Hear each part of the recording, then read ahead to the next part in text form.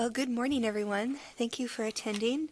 Today is November 18th, 2024. It is 10 o'clock, and I will call to order the Bismarck-Mandan MPO's Technical Advisory Committee meeting. We'll start with roll call. Ben Arith. Here. Dan Shriak. Here. Deidre Hughes. Here. Gabe Shell.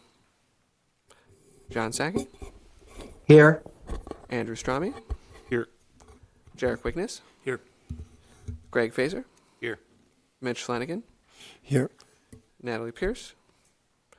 Dean Schloss. Here. Wayne Zacher. Chair Lukaszewski. Here. The first item on the agenda is review and possible approval of the minutes. What are the wishes of the board? This is Ben. I move to approve the minutes as presented. Thank you, Ben. I have a first. Is there a second? This is Jarek. I'll second. Thank you, Jarek. Roll call. Ben Arith. Yes. Dan Shriak. Yes. Deidre Hughes. Yes. John Sackey. Yes. Andrew Strami. Yes. Jarek Wickness. Yes. Greg Fazer. Yes. Mitch Flanagan. Yes. Dean Schloss. Yes. Wayne Zacher. Chair Lukaszewski. Yes, minutes are approved. Item 2 is the 2025 to 2028 Transportation Improvement Program amendments with Stephen.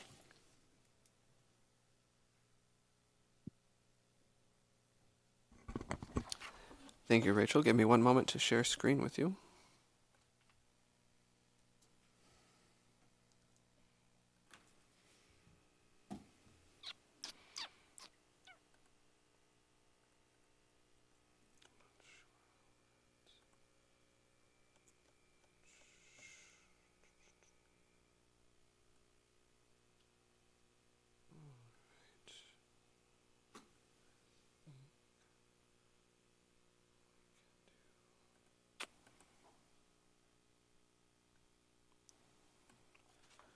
All right, so this month the MPO has processed one amendment to both the 24 through 27 and the 25 through 2028 transportation improvement programs, since we are currently under both. This is Exhibit A. It was advertised for the required 15-day public comment period. We did not receive any public comments on this.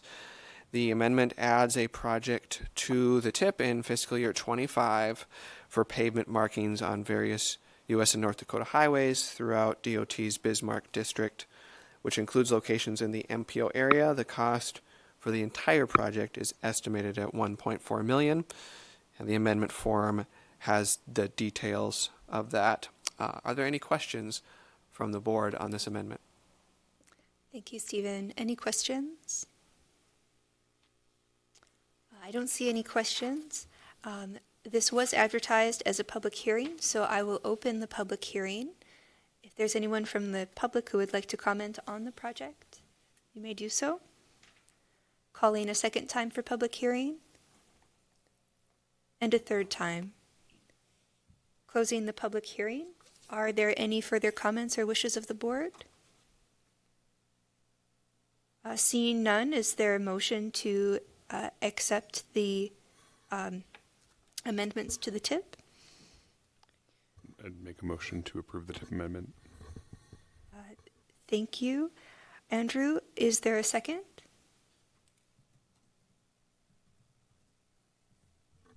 This is Jarek. I'll second. Thank you, Jarek. Roll call, Stephen? Ben Arith. Yes. Dan Shriak. Yes. Deidre Hughes. John Sackey. Yes. Andrew Strami. Yes. Jarek Wickness. Yes. Greg Fazer. Yes. Mitch Flanagan. Yes. Dean Schloss. Yes. Wayne Zacher. Chair Lukaszewski. Yes. The motion passes.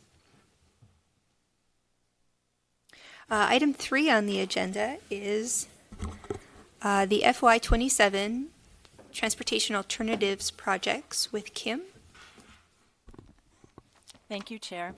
Good morning, members of the TAC. Exhibit B, beginning on page 11, is a summary sheet of the transportation alternatives applications that were received by the Bismarck-Mandan MPO for the fiscal year 27 funding. I will share my screen for our viewers at home.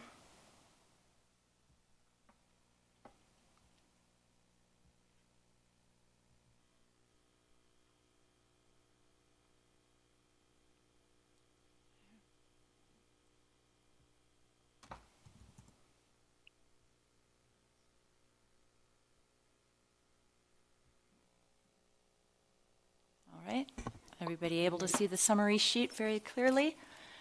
This summary sheet, as I said, does contain the brief descriptions of all 5 of the projects that were submitted to the MPO for consideration. They are listed in no particular order on this summary sheet, by the way.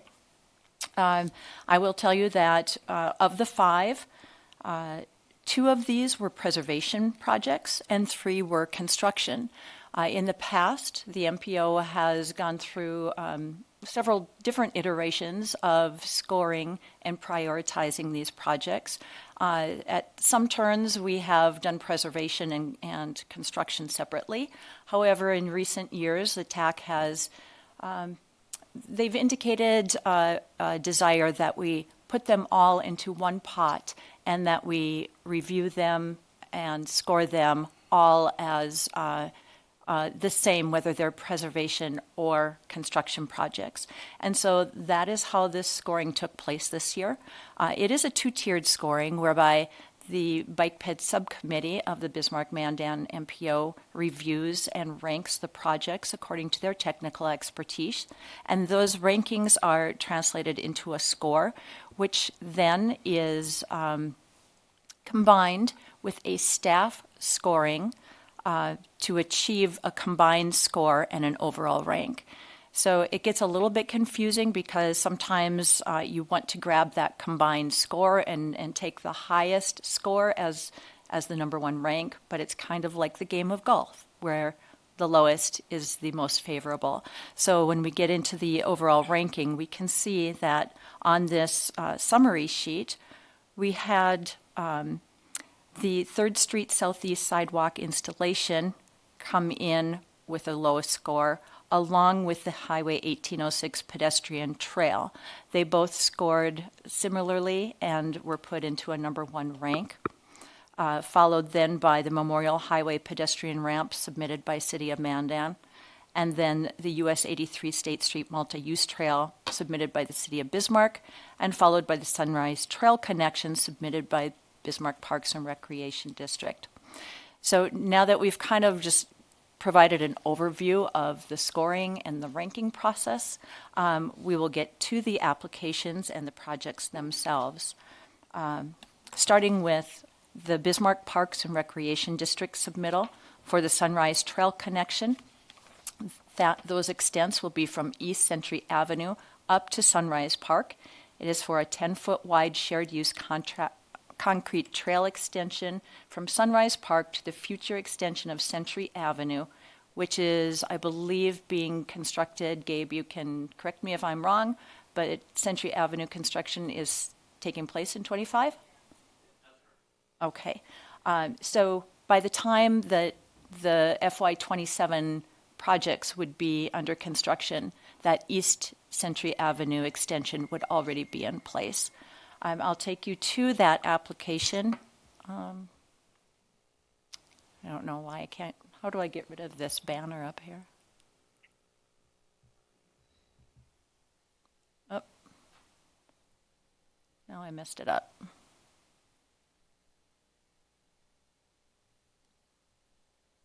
Stephen, do you know how to get rid of this banner and get me back into my page?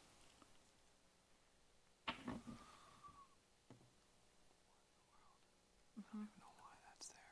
don't either.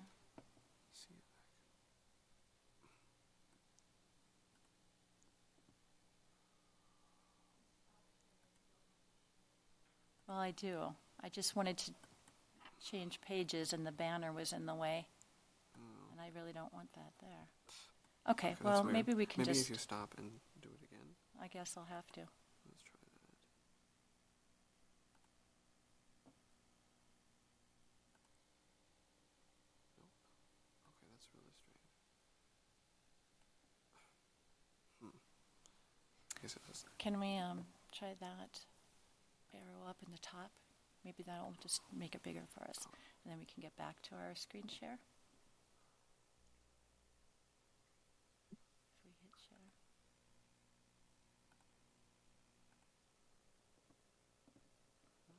I broke the system. That's really odd. Okay, stop share once. All right. Now we'll go back to share. We'll try it again. We really should be able to make this bigger by hitting those arrows up there.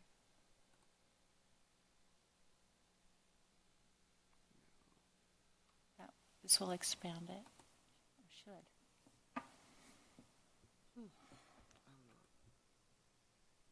not sure why that's doing that.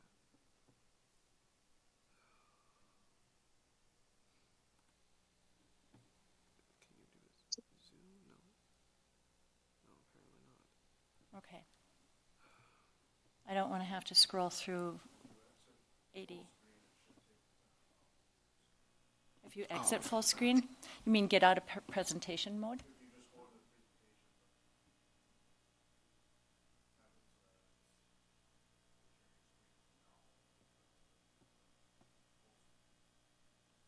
try this. Okay. So, you wanted to share this, right? Mm-hmm. Okay. But see, I want to be able to get in here and change my page numbers, and that's, the banner was there, so I should be able to do it now. Are we sharing? Yeah. Let's try that. Okay.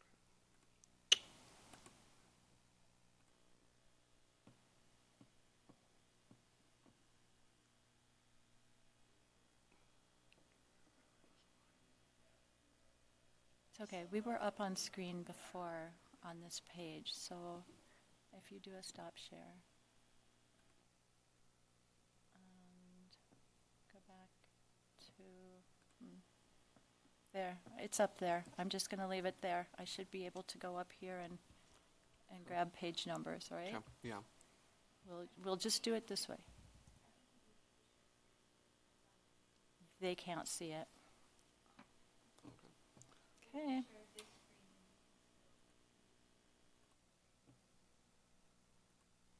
Yeah. So if we share this. Yeah. So you can. Okay. You can move through the page. This will work. Way. Sorry about that. Sorry as well. My apologies. Thank you, Stephen, for your assistance, and we'll work with it this way. It's not ideal, but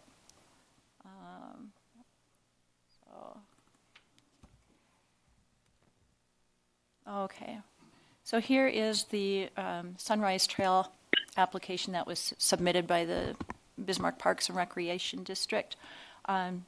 They provided an image on their cover page, and it shows you the existing Sunrise Trail up to the north, and in pink it shows the extension that would connect to East Century Avenue. This particular project is a total cost estimate of $591,800. The Bismarck Parks and Rec is asking for $473,440 for this. This would add approximately 0.16 miles to the current trail system in Bismarck for them. The City of Bismarck project was for the rehabilitation of the State Street multi-use trail. This is a 10-foot wide shared use path, and it would be an asphalt overlay on approximately 5,700 linear feet. The trail is located along the west side of State Street from the Capitol grounds at Divide Avenue, and it terminates at Calgary Avenue. We have cost estimates of $437,000 for total project cost. They are asking for an amount of $349,600. This, let's see.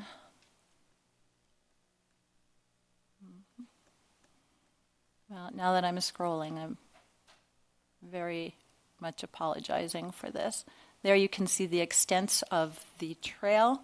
Again, starting down here in the south end on Divide Avenue by the Capitol grounds, extending up to Calgary Avenue.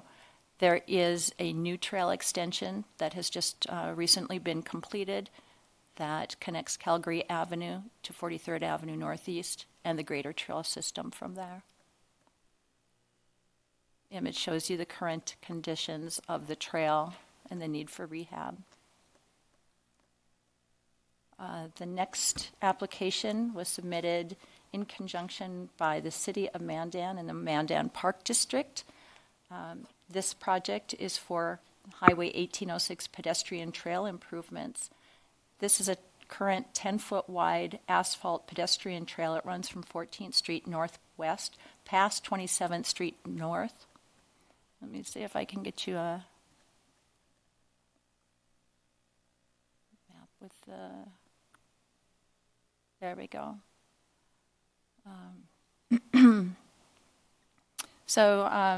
Yeah, it runs from 14th Street northwest down on the south.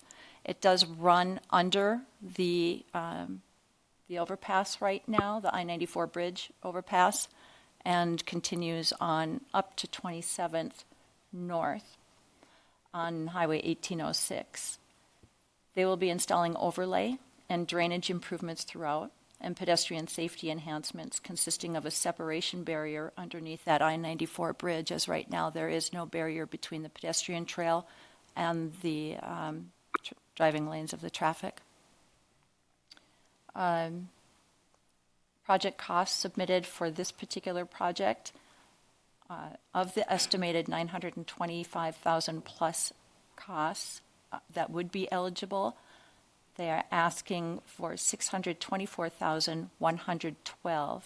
We must remember that with the TA applications, only costs of construction are eligible for that funding. And so any right-of-way, any underground utilities, things of that nature need to be backed out. And they have done that there. The next project that was submitted was by the City of Mandan. It is the 3rd Street Southeast Sidewalk installation. That is on page 53 of your packet.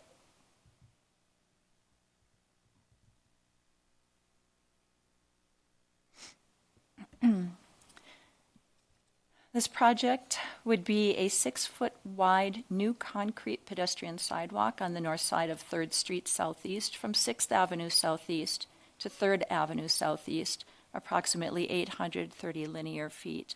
This would be an important connection and would eliminate this current sidewalk gap.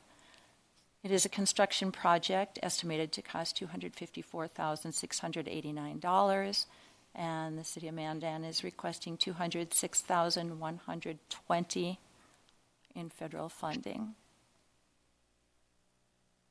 And again, just some extents, 6th Avenue Southeast, 850 feet west of that. And the final project that was submitted is on page 61, and that also was submitted by City of Mandan.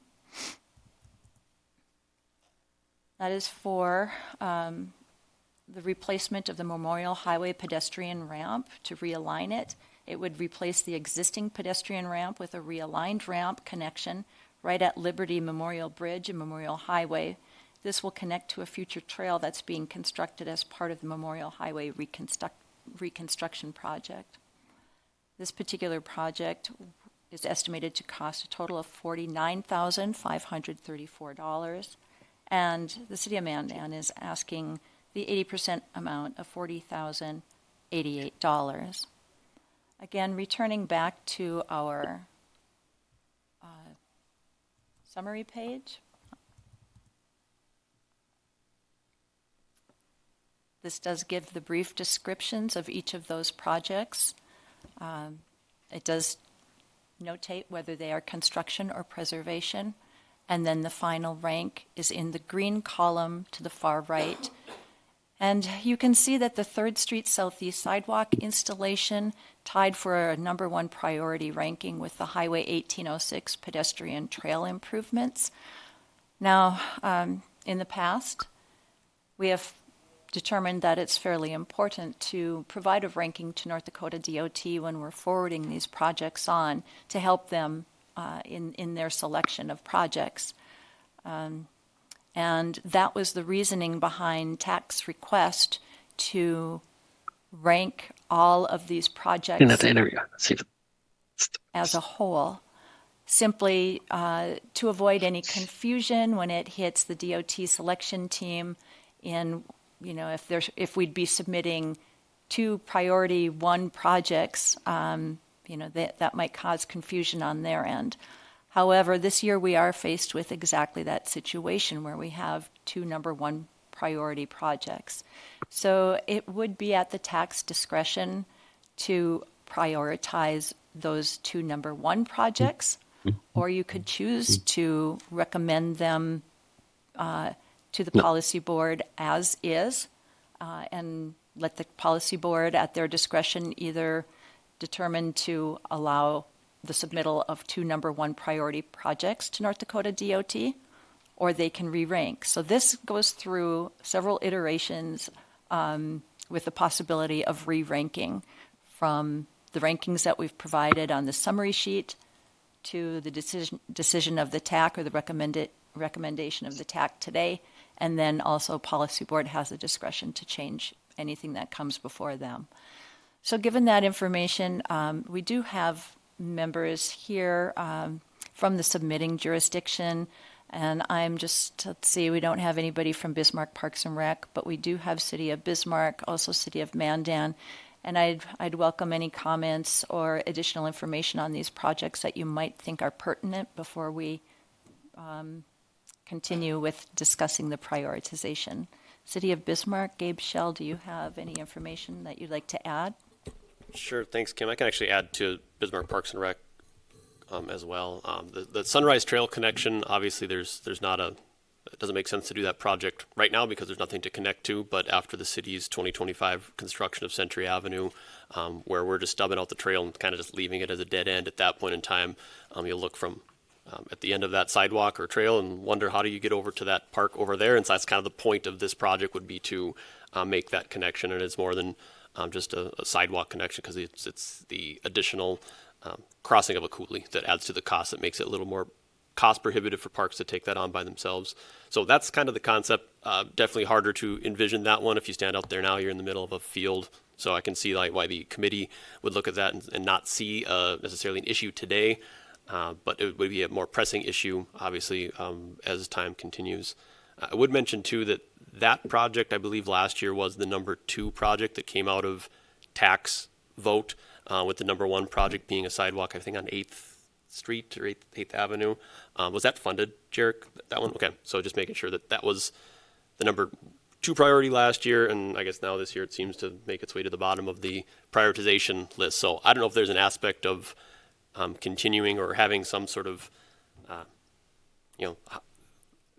how many years it's applied for, or some sort of, I don't know how to take a #2 project and put it to #1 on some of these, and understand we went to the safe routes to services that I think spun up some of these other the concepts that are here, and then even in Bismarck, we didn't really attack that concept until that project is done, and then we were going to use some of those ideas for future solicitations. But long and the short of it, that Sunrise Trail connection, I do believe, has some value to it. I would even put that above the city's multi-use trail State Street rehab project. As far as the city of Bismarck is concerned, that is a project that, whether it's funded through TA or funded through the DOT's urban regional program, we'd be asking for that to be looked at just through multiple funding packages, and giving the DOT hopefully some flexibility to look at whatever makes the most sense for them. So at least from Bismarck's perspective, I would put our Parks and Recs trail above the State Street rehab project within Bismarck, but then maybe we can save some conversation for the end on how those all rate relative to the other ones in this program. Okay, thanks, Gabe. Anybody from Mandan want to give us any additional information on the Mandan projects? Yeah, I guess between the two number one ranked projects, I think that I would expect our commission to prioritize the 1806 pedestrian trail improvements more out of those two. But that might be a good question for Mayor Freilich. Yeah.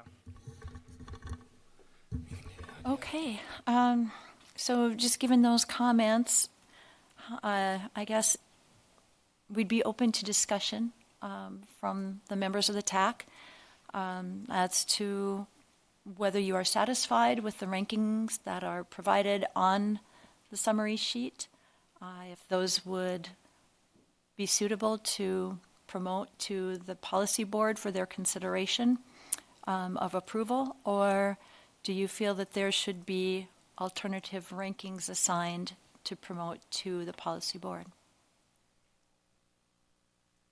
Kim, I'd maybe just add also that the bike ped subcommittee average ranking was pretty tight amongst the four that aren't the Sunrise Trail connection, with every single project in there had at least a first place vote, and just about every single one had a fifth place vote too. So I think it's always difficult when we get into these sort of subjective exercises, that if you're from Bismarck, you're probably going to value that Bismarck project, that you can see that issue. If you're from Mandan, you're probably going to value that. So it's always a difficult ask of that committee in particular that has representatives from all sorts of people. I think if we had a project in here that was all number ones across that entire committee, like, oh my gosh, that is probably universally accepted as the number one priority, we should follow that. But when I see a lot of smattering of ones and fives mixed in the group, I probably don't put a lot of weight, or as much weight, to that prioritization as if it was a unanimous selection.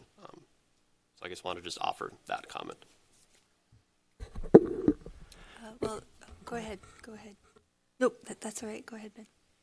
Yeah, I guess I just had some questions, Kim, and maybe it's Jarek or others that need to answer some of these questions, or that would be better suited to answer. But the 1806 project called out a critical need to connect the high school as one of the justifications for the project.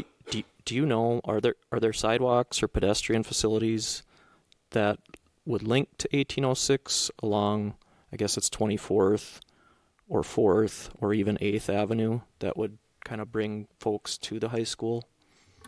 Yes, I think there might be two RFB crossings at 24th and 4th, yeah, currently installed, so yes.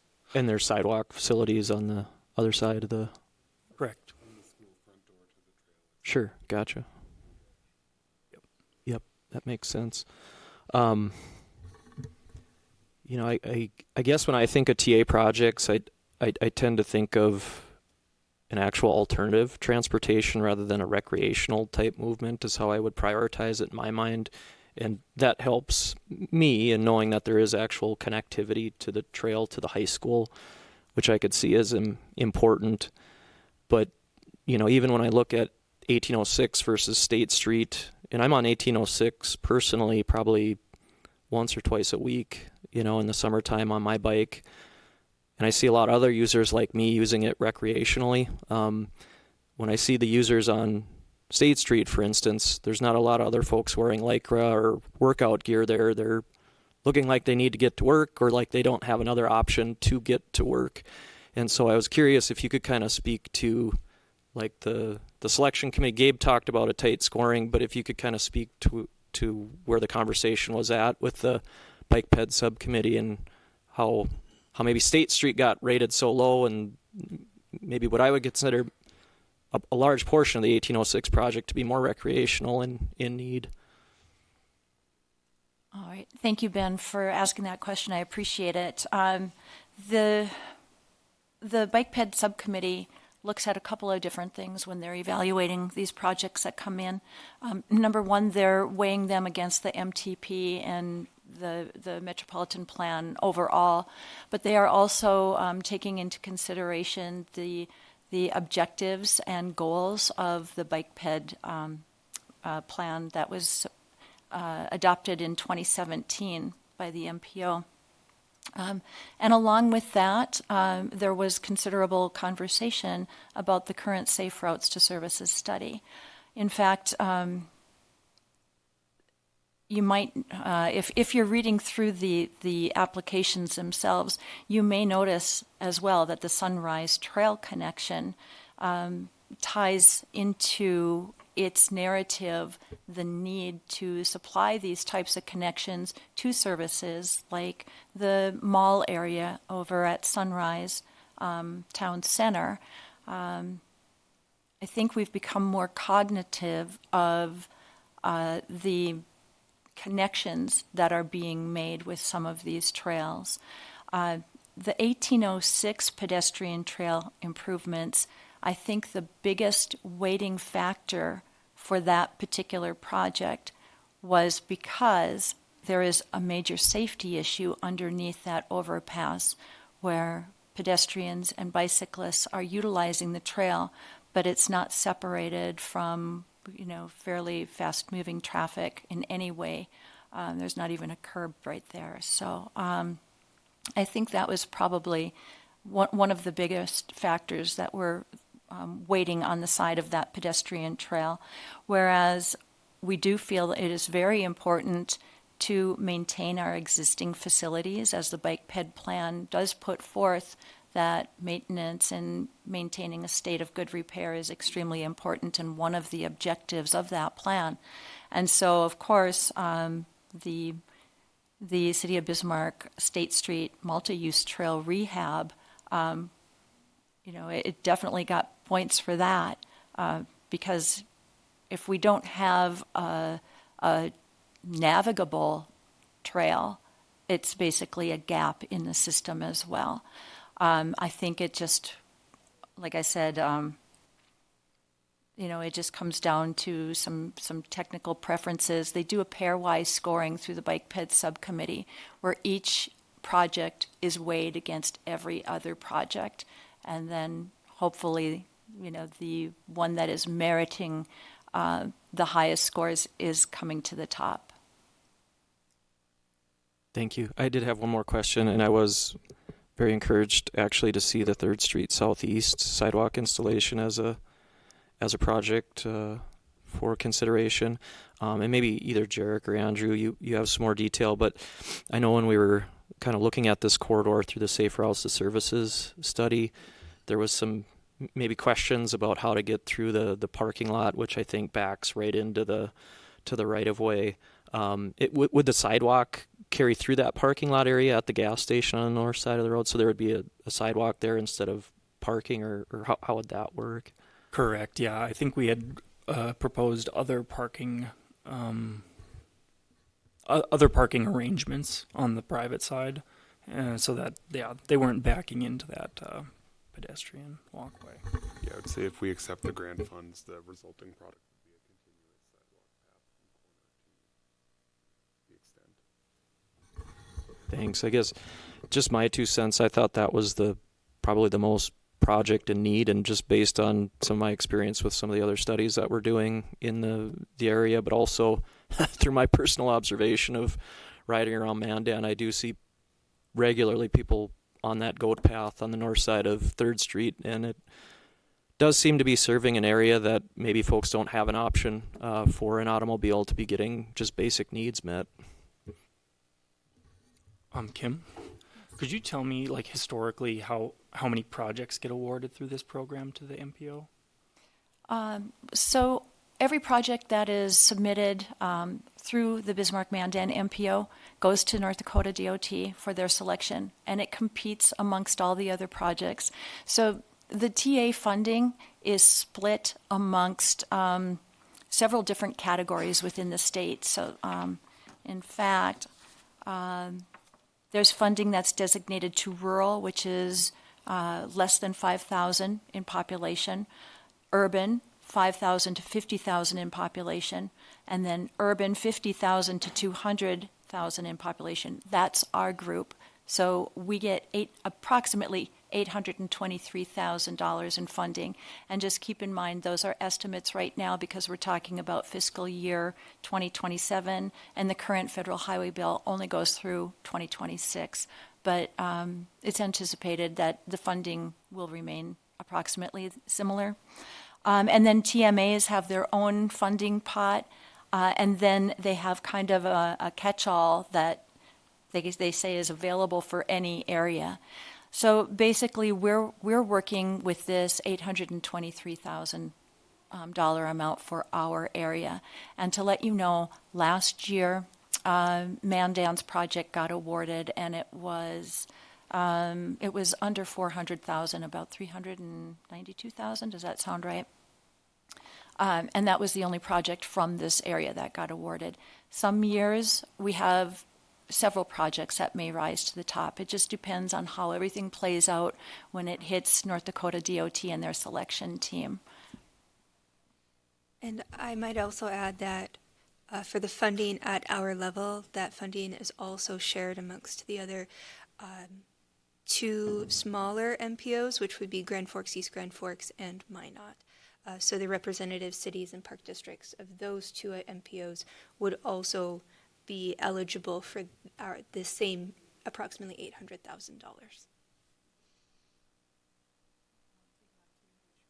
Correct. Right. There used to be a $290,000 cap on these project applications, meaning that they would not award any funding over $290,000, no matter what the cost was. That cost or that cap has been removed for the last two solicitations. So it has changed the submittals a little bit. This might be a drop in the bucket, but with the Memorial Highway pedestrian ramp realignment being the cost being less of a barrier, I think that it might make sense to deprioritize that for applications. And I know that maybe doesn't do much when we're talking about dollars, but to me that might make sense. I know that's it's a really good project and it's a really big need, but I think that we might be able to find other ways to get that project constructed outside of this program. Maybe. Just a thought. That seems rather generous of you, Jarek, to deprioritize a project. With that in mind, I think I also heard that Gabe preferred to up prioritize Bismarck Parks and Rec project. And with that in mind, I would submit to the TAC that you have the ability to adjust the overall ranking however you choose. Are there any additional questions on Gabe? Go ahead. You have an additional question? Yeah, and maybe it's to that 1806 project. Hearing that the pot of money is $800,000 or whatever that number was within our multiple MPO-sized communities. Is there a smaller version or a different version of that 1806 project that could be maybe more cost competitive statewide? I guess I'd just hate for us as to go through this exercise and say this is our number one project, and then they say that's too expensive, and then they don't give us anything because they give Minot a $400,000 trail and they give Grand Forks a $400,000 trail because we asked for a $800,000 thing that has just maybe pushed them to the brink. I think that's possible. It's kind of awkward where we're kind of the middleman in that application. But we had identified needs that we asked the parks to include in the application. So I think that there is probably a world where it splits, but I just don't know where that split happens at. And I'd have to talk to Cole before I'd be able to give a definite answer on that. And maybe a follow-up outside of the TA, but I think it goes back to some of our other programs that we try to fund, that it's easier if you know that the project on, let's say, your side of the river or north side of town, south side of town, wherever that geographic location is, as it makes its way up the prioritization, it might be the fifth right now, and then it's the fourth, then it's the third, and then eventually it gets funded at some point. I think we're seeing that we have a lot of needs in the transportation alternative, the trail, the rec, the pedestrian world.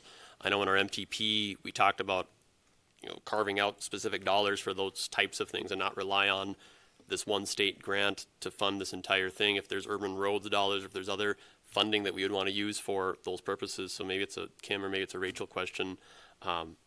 Is there anything that precludes us from including, I'm going to say any of these projects, we'll start with that, as an urban roads solicitation type project, or can you maybe speak to that? I'm thinking those that maybe don't get first place here could if they are important to us as a community, become the number one priority urban roads project as we get through that solicitation process next. I think with regards to urban roads, we're seeing a reduction in the expected amount of funding for urban roads.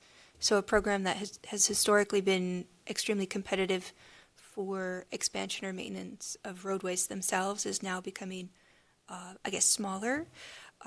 So there's two ways you could think of that. The first would be, if there's not a lot of money, maybe a very small trail project would be a good fit, because it's not going to be enough to fund a roadway project. Or the bag is even smaller and the competition for that roadway project becomes even greater. I know with this last solicitation, the last program for 2028 that we received word on the urban roads program, what we were expecting was about 4 million, but through shifts and effects of inflation, we're currently looking to receive less than 1 million. There may be a chance that there will be additional funds. So the short of the long is that we don't know. The best that we can do is have a unified voice for DOT to say, here is our priority, this is what we want you to look at most. So if that is the direction that TAC and Policy Board want to go, MPO staff can certainly share that in our response to the solicitation. MPO staff has no issues with prioritizing the bike ped projects over a roadway project if we have substantial reasons, and if that's what the board is directing us to do. So, short of tabling this entire program and bringing it back next month after there's been more discussion by TAC members, more discussion by staff, I think we are far enough along in the process that it would be beneficial to us to have a direction and go with that. But if the board wishes that they want to look at prioritizing pedestrian projects for urban roads, as well as reprioritizing our current list, we would have one more month to bring those applications back to the boards for consideration. Now, for my history with the TA program, the committee does like to spread the wealth and give as many different agencies a chance at improving their networks as possible. So with that in mind, I think it does make more sense. I think we are more likely to receive funding on a smaller project than on a larger project that uses the majority of the funding. However, each year that committee at the state does change, and if we have a very strong desire to promote a very large project, we can do that.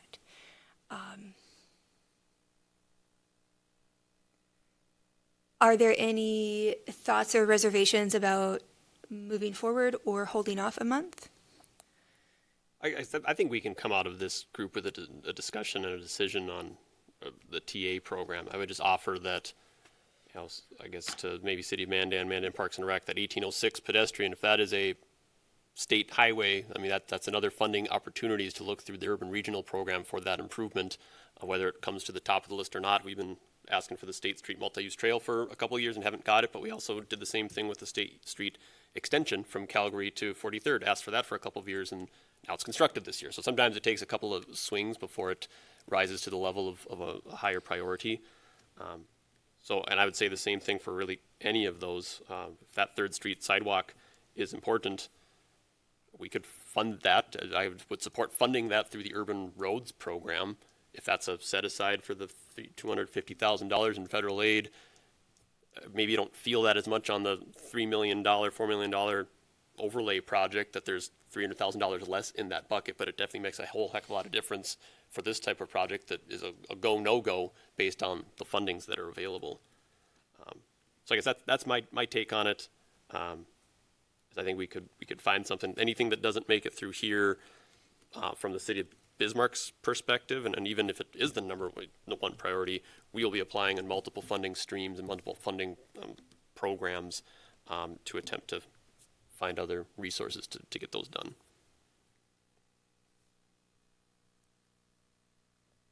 Oh, Kristen.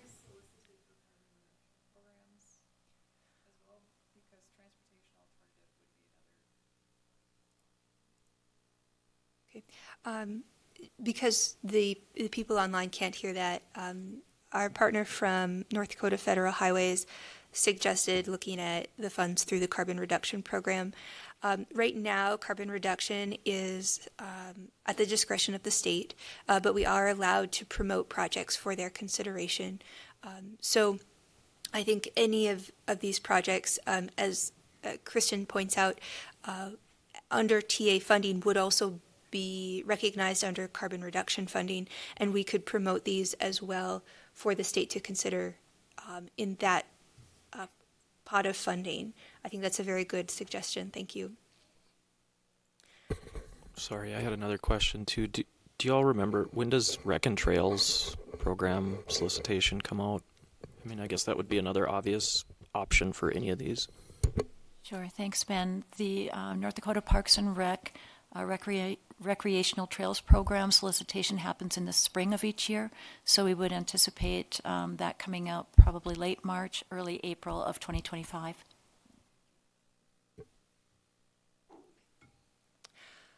Well, I am not hearing, I'm sorry, any further discussion? I just want to point out that I'm not hearing a desire to hold off on this program. Seems to be a desire to move the program forward for Policy Board's consideration tomorrow. I think I've heard from Bismarck that there might be a priority to increase the Sunrise Trail over the State Street Multi-Use Trail. From City of Mandan, I've heard that Mandan may promote the Highway 1806, but overall, our TAC board may promote 3rd Street. So I'm seeing possibly 2 or 3 alternatives, and maybe from Mandan's perspective, I'll ask again if you think that Mandan has a different priority than what is listed for the 1, 1, and 2 of those projects.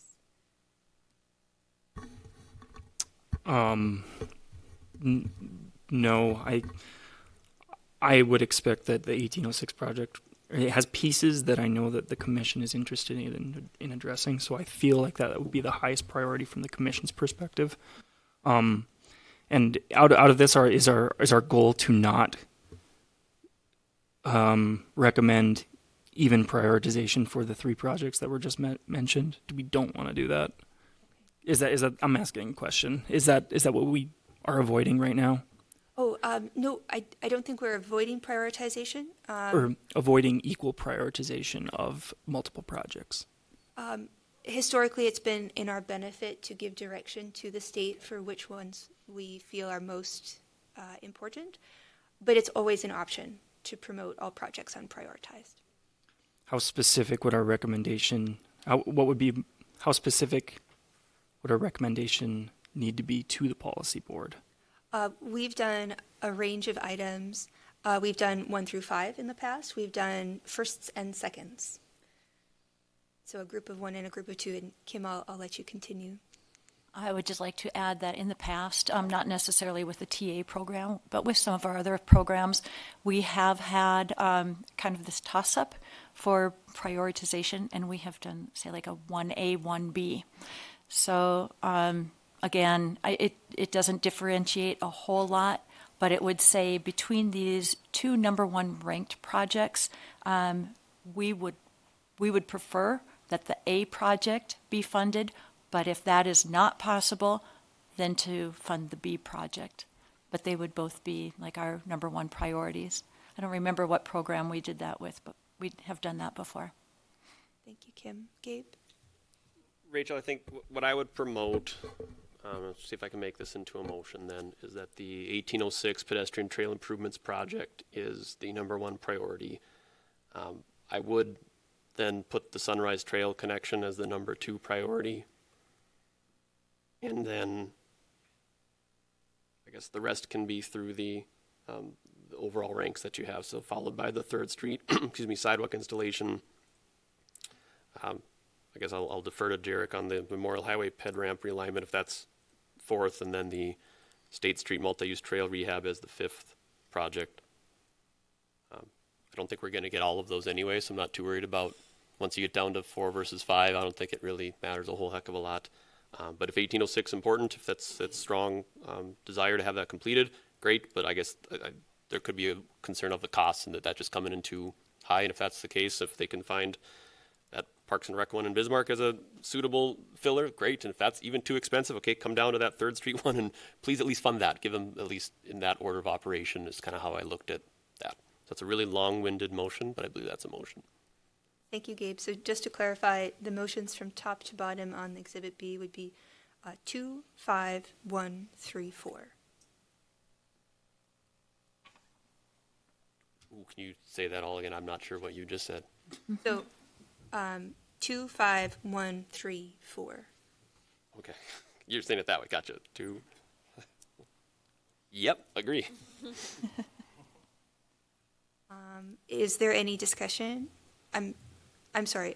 I have a first. Is there a second? Second for discussion. I'll second. Second for discussion. Further discussion? No further discussion. We'll take a roll call vote. Van Aerith, Yeah, maybe the lone dissenting vote here, but it's probably just my philosophical use of those funds, so no. Dan Shriak, Yes. Deidre Hughes, Yes. Gabe Shell, John Sackey, Yes. Andrew Strami, Yes. Jarek Wickness, Yes. Greg Fazer, Yes. Mitch Flanagan, Yes. Dean Schloss, Yes. Wayne Zacher, Chair Lukashevsky. Yes. Motion passes. We will promote this to Policy Board tomorrow. Thank you for the great discussion. Item 4 on the agenda is the fiscal year 2029 Highway Safety Improvement Program projects. Kim, I'll let you describe those. Thank you. This is going to just be so much more succinct than the last discussion that we had, but I really appreciate everybody's input on the TA program. So moving to the Highway Safety Improvement Program, or HSIP, you'll find that in Exhibit I on page 69 of your packets. We had one project submittal this year. These will be for FY29 Highway Safety Improvement Funds, and the project was submitted by the City of Bismarck. It will be for the construction of a single-lane roundabout on Yagan Road and Lincoln Road intersection. It will include 2 westbound approach lanes to replace the current all-way stop control, and it will improve intersection traffic control and geometry at the intersection of this Yagan Road and Lincoln Road intersection. The total estimated cost for this roundabout would be $3 million. The City of Bismarck is requesting the $2.7 million available funding. Just for informational purposes, it was scored against the goals and objectives of the Metropolitan Transportation Plan by MPO staff. It received a score of 11.3, and it is consistent with the MTP with meeting objectives 1A, 2B, and 4A. The detailed cost estimate has since been provided to me by the City of Bismarck, although it was not included in your packet. And I would be happy to answer any questions, or perhaps Gabe can provide us with additional information on this project.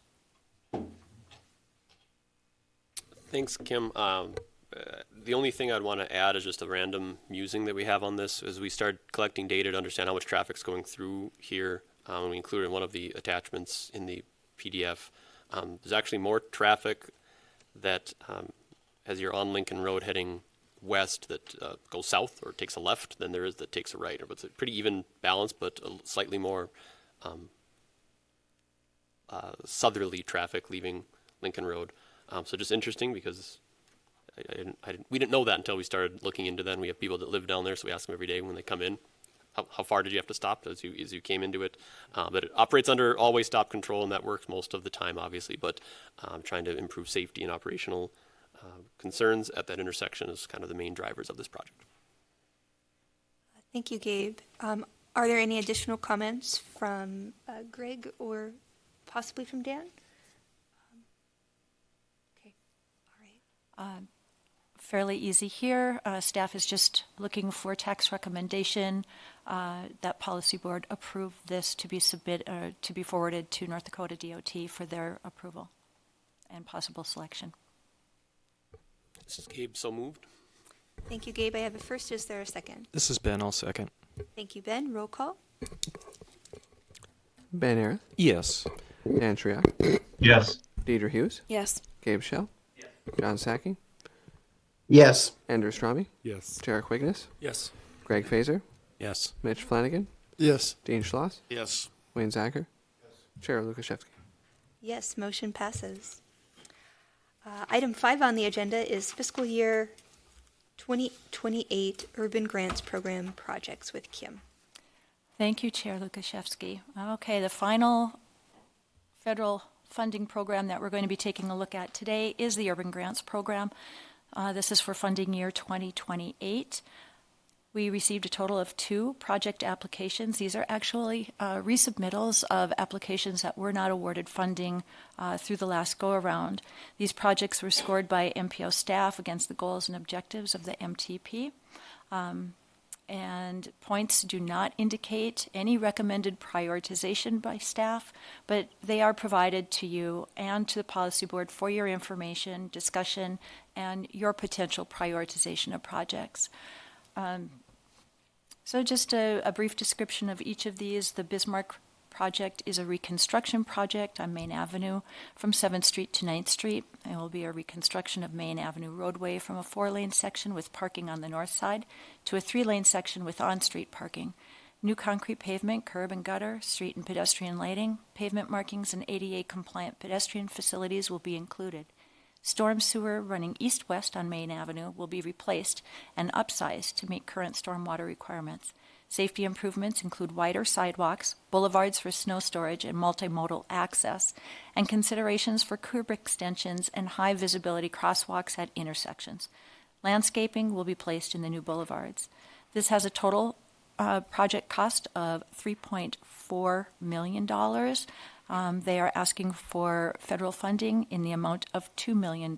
So this is the Urban Grants Program is an 80-20 funding ratio, and you can see that even after the extraneous costs are backed out and they're including only the eligible funding amount, City of Bismarck is requesting slightly less. The MTP objectives that are supported by this project are 1A, 2A, 2B, 2C, 3C, 5C, and 7B. And if you're curious to know which objectives those are, they are on the following pages that have the objectives and the scoring of each of these projects. The project that was submitted by Mandan is also a reconstruction project. It is the downtown 1st Street and Avenues Reconstruct Phase 2. This will be from 1st Street Northwest, from 2nd Avenue Northwest to 4th Avenue Northwest, and then on 3rd Avenue Northwest from 1st Street Northwest to Main Street, and then also over on 2nd Avenue Northwest from 1st Street Northwest to Main Street. This is a full reconstruct on 1st Street roadway with concrete due to the exceedingly poor pavement condition and the need to replace water main, which precludes a mill and overlay. Also, sidewalk and sidewalk ramp improvements to replace poor curb, gutter, and sidewalk conditions, and to bring up to ADA compliance. There will be curb bulb outs at 1st Street intersections, signage and striping, beautification elements such as benches, bike racks, LED, and pedestrian lighting. Potential reverse angle parking trial may occur on a portion of 1st Street along with this project. Signalization warrants and potential roundabout placement at 1st Street intersections will be examined during preliminary design, but is not part of this estimated cost or the detail on this project. This Phase 2 project is a standalone project, meaning it is not dependent on Phase 1, which has already been awarded funding, or the following Phase 3 project. The total cost estimate for this project is a little over $4.7 million. The City of Mandan is requesting a little over $3 million for this. Again, this is less than their 80%. It meets the MTP objectives of 1A, 2A, 2B, 2C, 3C, 5C, and 7B. We'll start with Mandan this time. Mandan, is there any additional information that you would like to add to your project description? Is partial award typical in this program? It would be my understanding that that is at the discretion of North Dakota DOT. Okay. Do we need to indicate that we would be open to partial award, or is that something that's just assumed? Well, so typically with the urban grants program, if there is any change in the scope that is included with this application, it kind of nullifies the project itself. Okay. So typically, I think that they do try to award the full amount. Okay. And I will let you know that there is $4.6 million that is available for funding through the program for fiscal year 2028. Okay.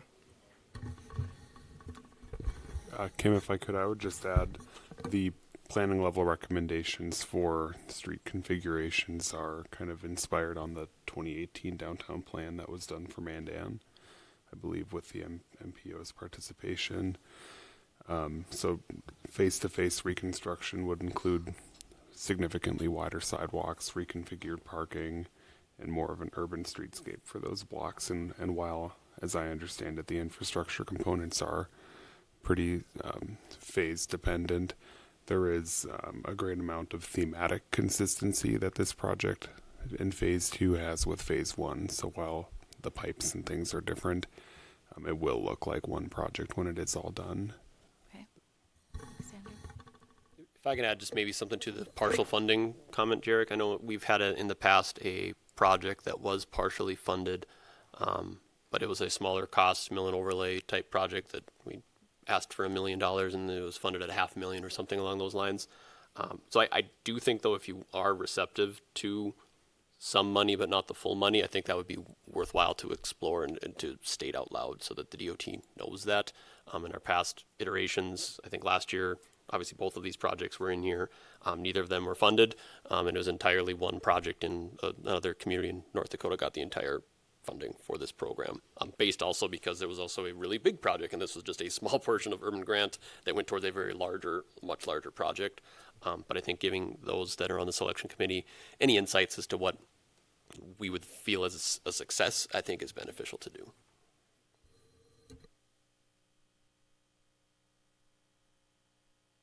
Jarek, I might also offer that there might be a temperature at which your commission is willing to take additional risk and put additional money into the project.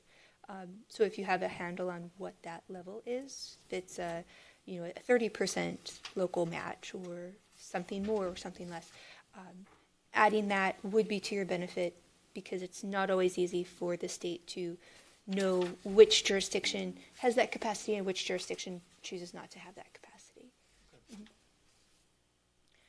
And if you choose to submit a revised application, as long as it's not materially changing the overall request or the scope of the project, we could replace that out. If the change is larger than that, then we would need your board to reapprove.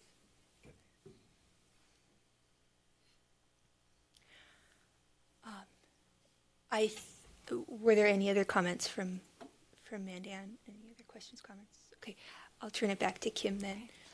If there is no other discussion, staff would just be looking for a motion of recommendation that the policy board approve these projects to be forwarded to North Dakota DOT for their consideration in selection.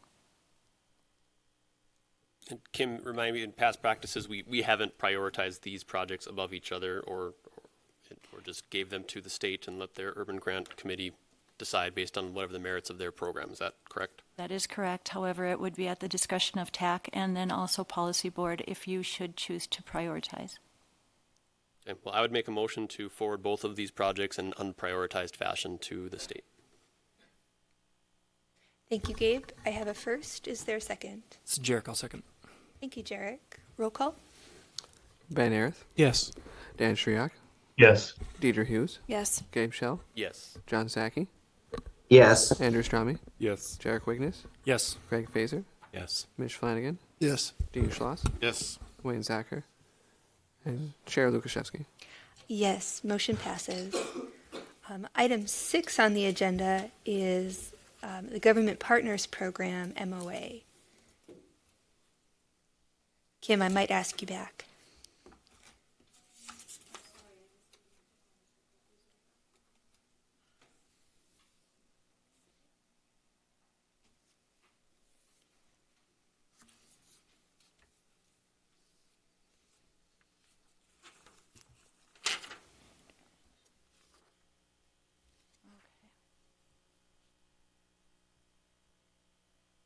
Okay, so the memorandum of agreement for the government partner program is on page 119 of your packet.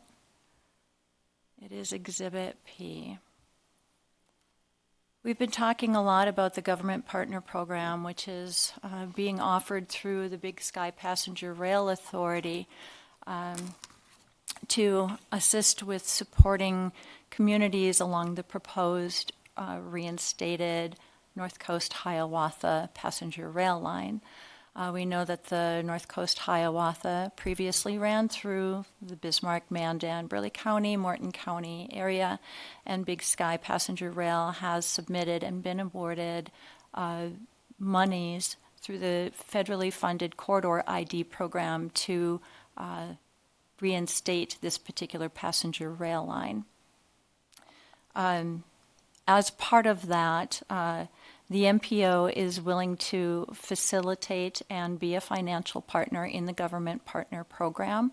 However, we would definitely need to enter into a memorandum of agreement to basically outline the responsibilities and roles of all the participating parties in the MPO in this program.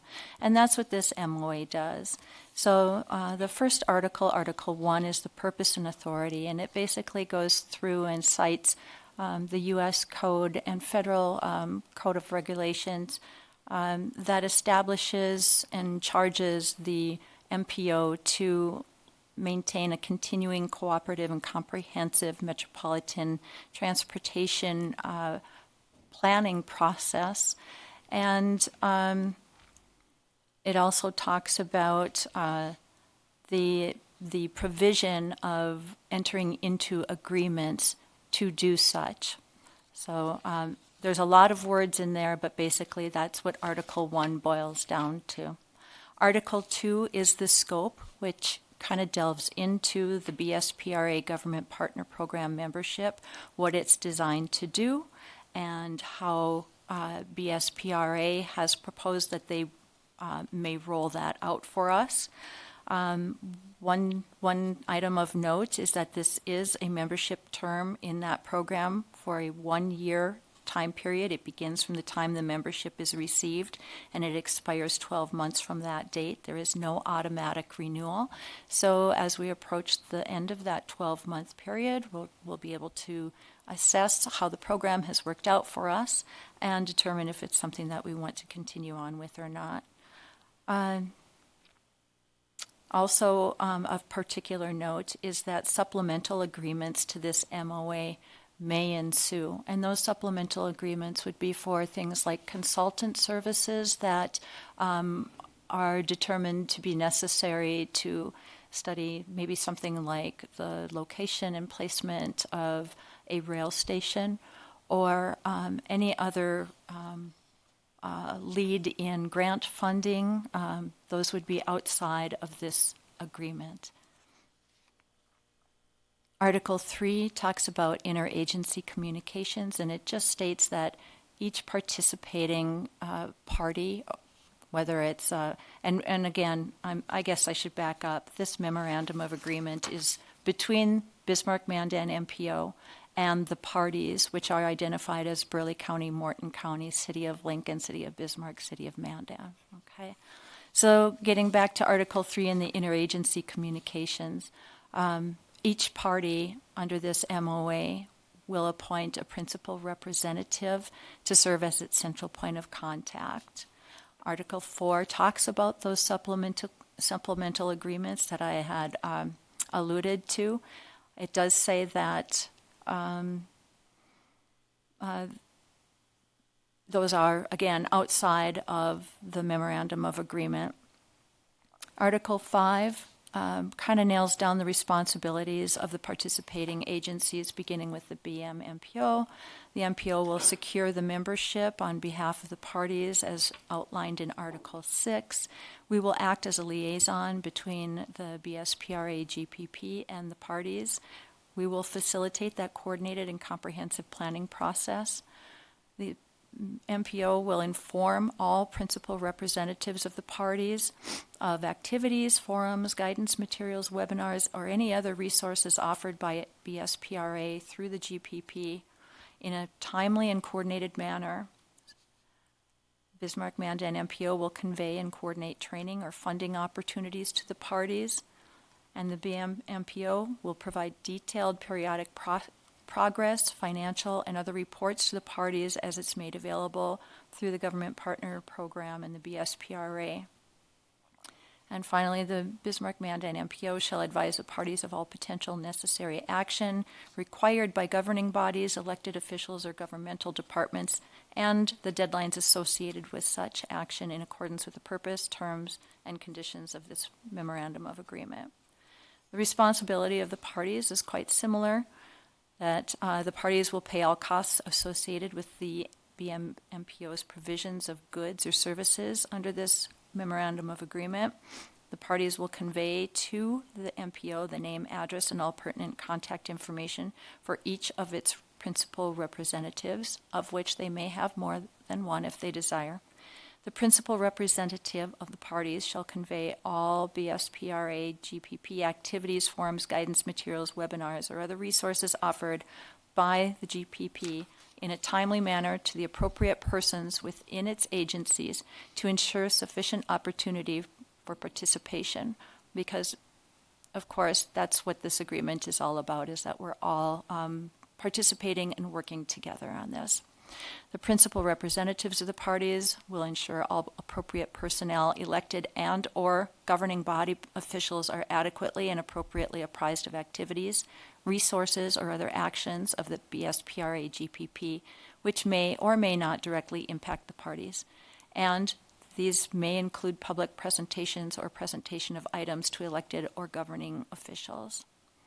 The parties agree to participate to the extent practicable in all GPP activities, forums, guidance, materials, webinars, or other resources, and to seek to assist in the coordinated, comprehensive approach to planning for the restoration of passenger rail service in the metropolitan planning area. The principal representatives of the parties shall develop announcements, correspondence, interdepartmental and public notices, or ensure that their development specific to the principal representative's agency requirements. Article 6 details the funding and the responsibility for costs. The breakdown that is shown, all these amounts have been previously approved by the parties' governing bodies, and they are as follows. Bismarck will pay $720, Mandan $240, Burley $180, Morton $30, and Lincoln $30, while the MPO will pay the $4,800, 80%. It details that the Bismarck-Mandan MPO will pay the membership, we will invoice the parties, and they will pay their participant amount. Article 7 is public information, and it just basically details that any justification or explanation of the parties' participation in the GPP before other agencies, departments, or offices shall be the responsibility of the parties.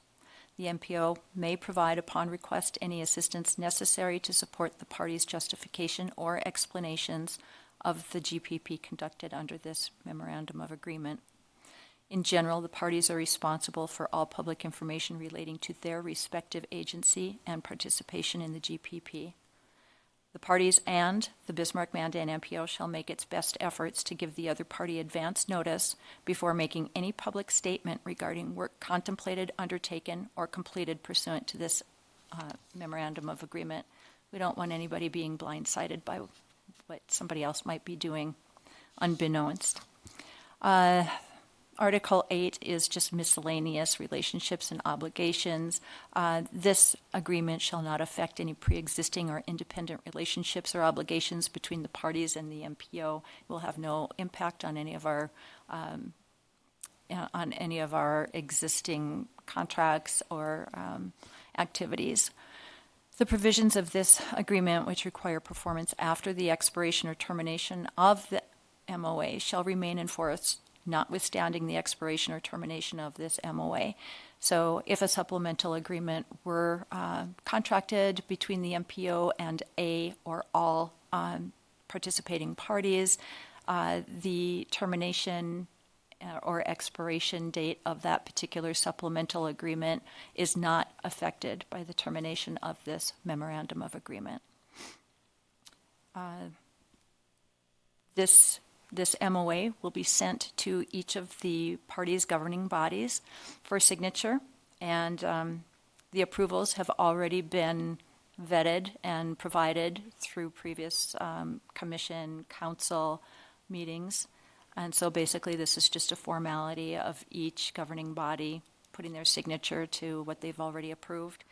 Once it comes back and has been signed by all 5 of our parties, the MPO will sign it, and that will allow us to get payment made for the GPP membership. Now, all that is only going to take place based on recommendation of approval by the TAC to the policy board. The policy board, of course, has final say and discretion as to whether to approve this MOA or not. But are there any questions on the agreement itself or the process? Thank you, Kim. Gabe, question. Kim, one of the statements in here was, periodic updates to the parties. Do you envision that being at the policy board and just using that as it, or specific to the boards, like the entire boards of all the political subs? Okay, so specific updates would be any type of new activity that's coming down the pipe from BSPRA. And given the fact that our boards only meet once a month, it may be beneficial to get that information out to the representatives for each of the parties prior to that, and especially if some kind of action needs to be weighed or measured in advance. So yes, we'll definitely be using the TAC and Policy Board as an open forum to provide information on this GPP and any activities associated with it. But some of the information is bound to come to the representatives of each of the parties sooner than those meetings occur. Okay, thank you. And then my other question is more of a curiosity. Are there any other MPOs that have the similar role in the government partners program regarding the rail Thanks, proposal? Gabe. No, there are not. In fact, we are being trailblazers. I've talked to Dave Strohmeyer at GPP, and he said we are the first MPO. So, yes, Wayne? With that, Gabe, Fargo has been approached by multiple agencies, whether it's more than GPP or they've been approached by a few of the passenger rail groups. So, that more to come on that one. Valley City and Jamestown joined, but they're not an MPO.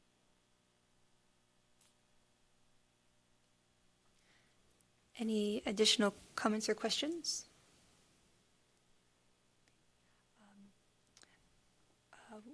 If there are no comments or questions, is there a motion to approve the MOA for GPP?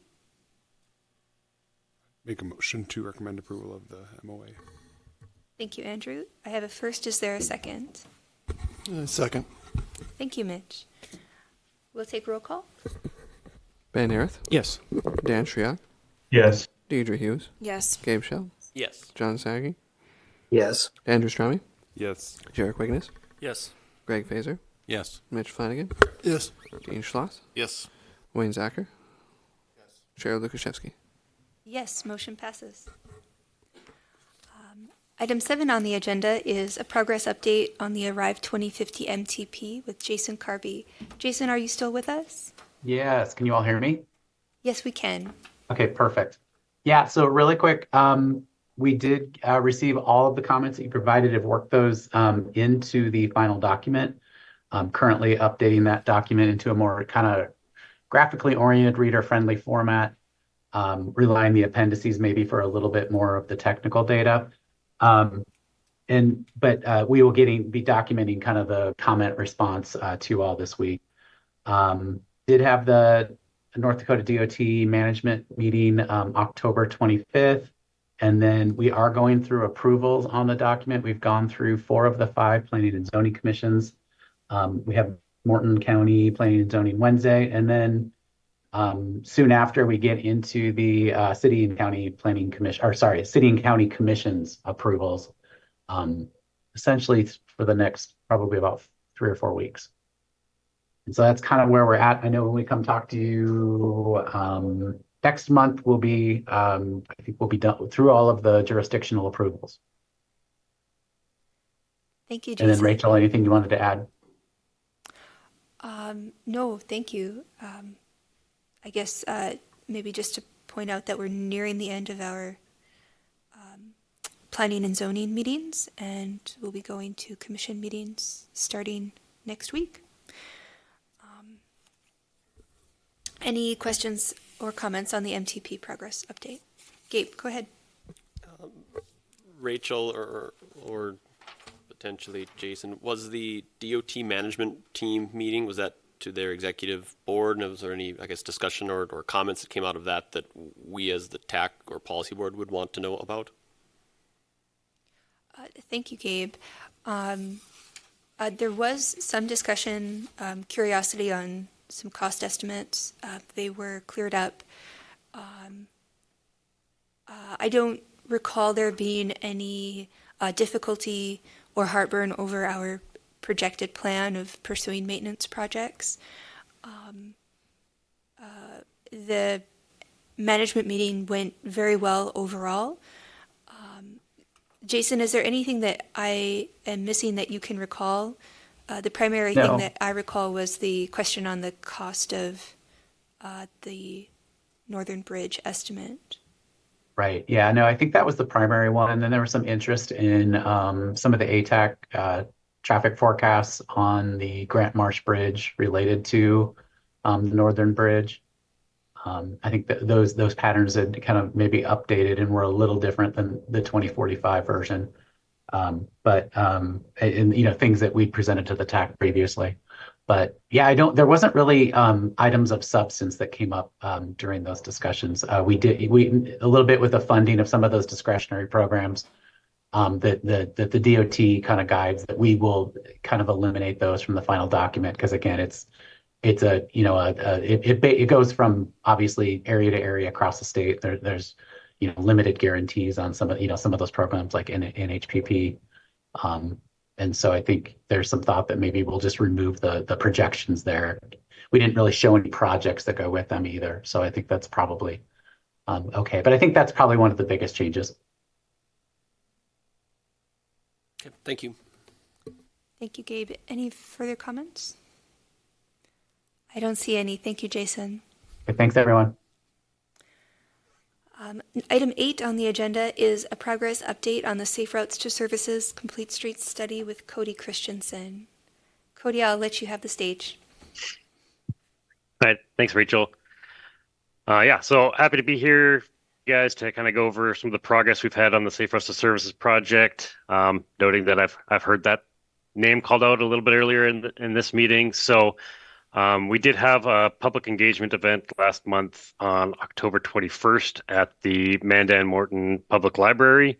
So we were there presenting kind of our priority area projects, as well as the kind of priority strategies. So we got some feedback on the Bismarck locations, you know, largely being you know, shade-based paths would be beneficial, but I'm going to make sure we pair them with safe crossings.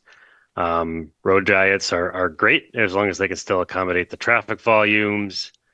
Mandan locations, the BNSF overpass, though difficult, would be a community game changer. And then again, the pedestrian elements throughout Mandan would be extremely beneficial, primarily with the addition of the future affordable housing over in the Shady Acres neighborhood. We also got some good feedback on kind of, like I mentioned, the priority strategies, our transit improvements, mobility hubs, and complete streets.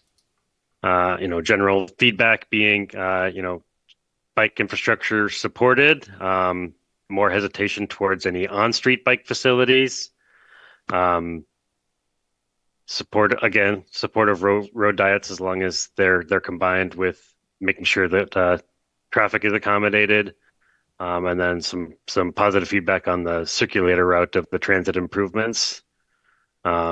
So that was kind of the general feedback we got there. We also had our last steering committee in early October, where again we got good feedback from all in attendance. Again on those priority area kind of recommendations, as well as those priority strategies. We've also had some more engagement, specifically on the Bismarck side with the mobility hubs and how that could be advanced in the future, and even getting into some more pilot project type of implementation of those mobility hubs. So that is all in our draft report, which was provided to MPO last week. So we'll be getting that over to our steering committee here later this week. Again, that kind of covers everything from our public engagement, our issues identification, looking at walking, biking, transit. We got into identifying the activity nodes and barriers, and also some origin destination analysis, and then how that those priority areas and strategies were developed.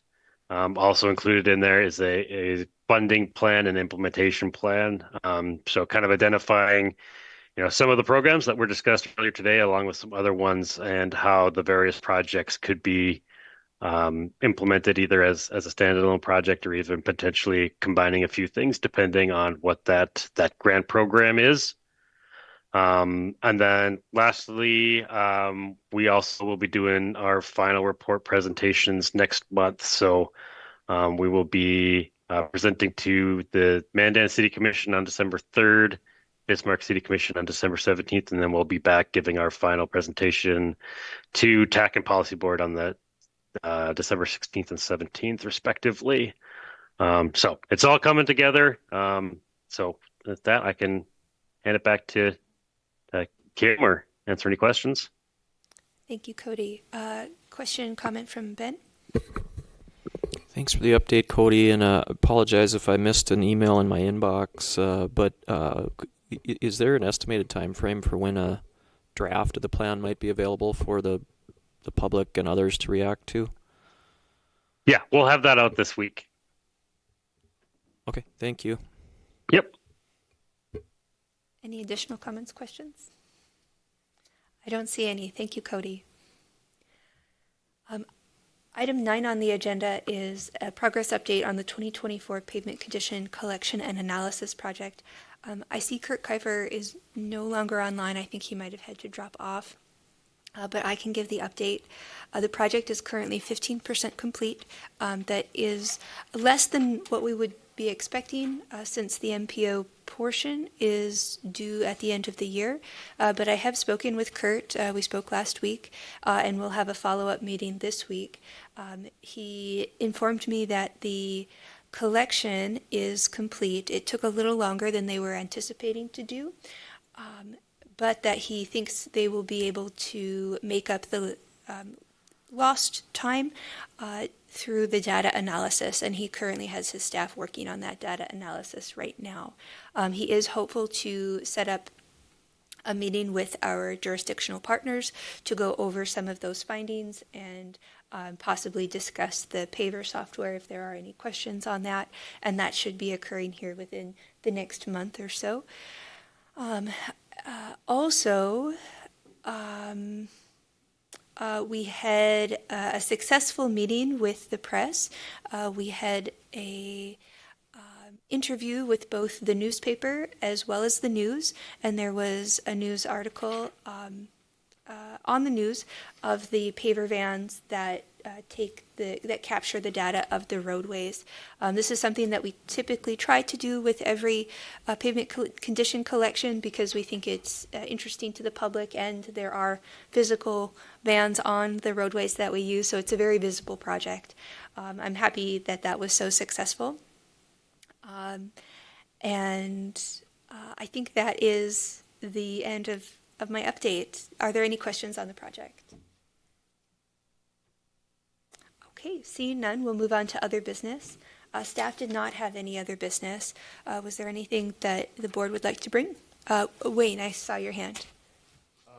Urban section is finally full again at the DOT. Will Hutchins has joined us and is our MPO coordinator, so he will be our voting member from here on out. I know many of you know him already, but just wanted to mention that will be voting for the DOT central office here. Well, thank you, Wayne, and welcome, Will, and thank you, Wayne, also for sitting on our TAC board and being our coordinator for these last several years. We know we will be in touch beyond this. You're not going too far from us, but thank you again, and welcome, Will. Ben. Yeah, thanks, Rachel. I'll echo too. Thanks, Wayne, for your service and input with us, and welcome, Will. But I did want to recognize that this is our executive director's last technical advisory committee meeting. Rachel will be, too bad for us, we'll be moving on to another opportunity with her family, and wanted to thank Rachel and just have appreciated what she has brought to this position, the leadership she's brought to this position, and just appreciated her as a fellow team member. And you'll be missed by both the city of Bismarck and I'm sure others on the MPO TAC. And if you want to participate in a celebration with Rachel as well, I think we'll be having an open house for Rachel from 3 to 5 this Thursday at the Dave Blackstead room. So I'm sure we'll have refreshments and treats of some sort. So thank you, Rachel. Well, thank you so much, Ben. As I've been telling your commission members, you make the MPO wonderful. You make the MPO wonderful to work at and to work for. Thank you for being wonderful partners to us. You make our job, and I'm sure the MPO staff will agree, you make our office and our job great to work for, and I've been very happy to do that for these last many years. So I appreciate the opportunity to work alongside you, and I know whoever has this position next will be in very, very good hands among many, many friends. Thank you. With that, is there any additional other business? Then I will count us adjourned. Have a great day, everyone.